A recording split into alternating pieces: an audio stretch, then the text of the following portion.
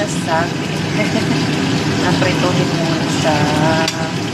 Para hindi siya basta gano'n ang proseso. Pritohin muna. Tapos pag alam mo may gulo na siya, pagkita yung bawang, sibuyas, sili. Wait lang natin ang luto ng konti. Oh, ayan. Tingin ko naman luto na siya. Set aside. Set aside. Set aside. Sa side. Set aside. Sa side. And then, ilagay natin ang ating bawang sibuyas. Okay? Push it there. Hawak ko kasi yung ano. Yan. Yan.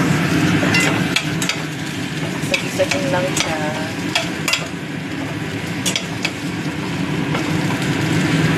Yan lang.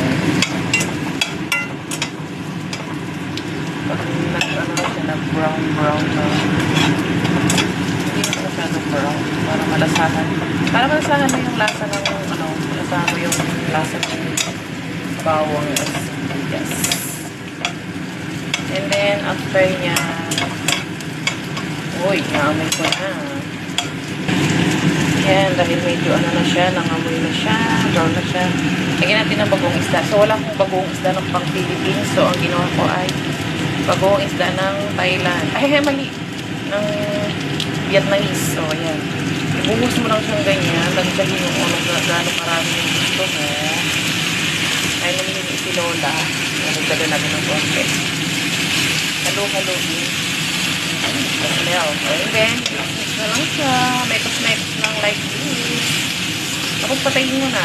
And then later, lagyan mo lang siya ng sili. Hindi ko siya malagyan ngayon kasi nanginig si Lola sa Friday. Ganun lang siya kada. Naniniksik na yung lasa niya. So, masarap na. At the same time, nakita mo yung bagoong isda, diba? Basta yummy yan pag may sili. Eto na siya, ang ating finished product.